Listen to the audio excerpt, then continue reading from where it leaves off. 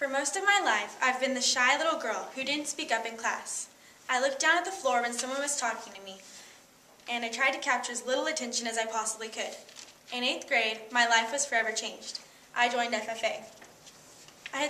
For years I had seen older kids around school that were in the chapter, and I knew that this had to be a great organization, one that I couldn't wait to join.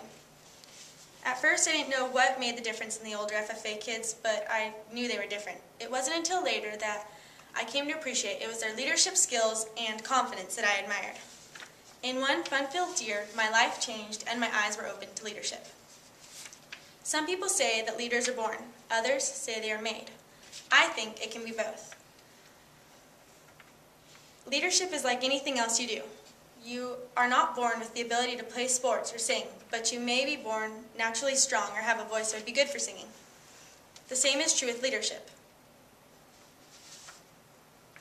A person is not born a leader, but they may be born with the natural communication skills, charisma, creativity, humility, and a sense of humor.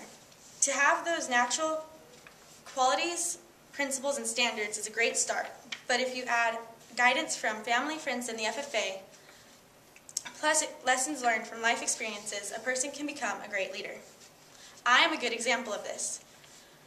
Even as a shy girl, I always dreamed of becoming an important person and helping to lead people in the direction that I wanted them to go.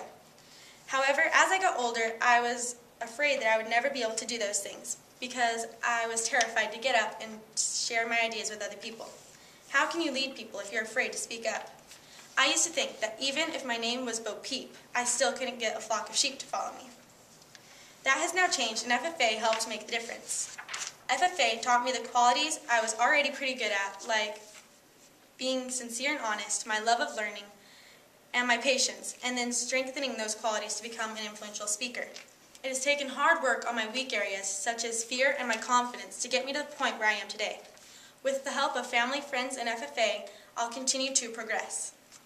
When I enrolled in my ag class and became active in the FFA, I learned many things about being a good leader.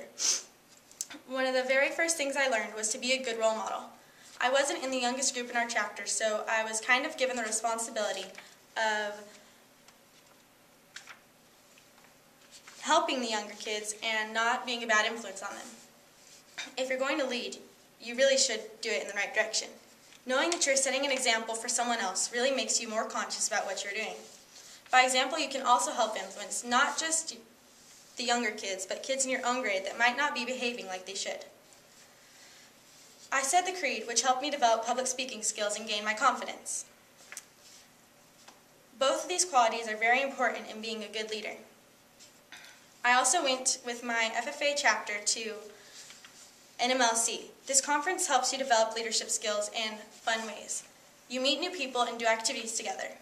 If you want to have a say in how to accomplish one of the activities, then you have to practice the leadership skills you learn there. There is no PhD in leadership. True leaders continue to learn and share their knowledge with others.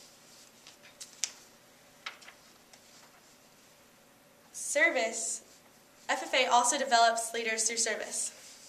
Service provides an opportunity for every FFA member, not just the chapter leaders, to develop leadership skills. There are many service projects that chapters can do that help teach students leadership. My chapter, for example, participates in canned food drives, and we pick up trash on a section of the highway throughout the year. These FFA-sponsored projects teach all of us the importance of commitment, responsibility, and the value of service. The last line in the FFA motto is living to serve, which is exactly what these projects let students do. They also help get us ready for the real world. Even as a student, you can see that life isn't always fair. You may not always have everything you need or want available, but that doesn't mean you're less than someone else. These are life lessons, and the FFA helps everyone appreciate that you can become more than you are, but it takes hard work and taking advantage of available opportunities. By serving your community through service projects, as a young FFA member, you learn the value and joy involved in hard work, in sharing, in learning new things, in teaching and leading others. You learn the satisfaction of knowing that being a giver is ultimately better than being a taker.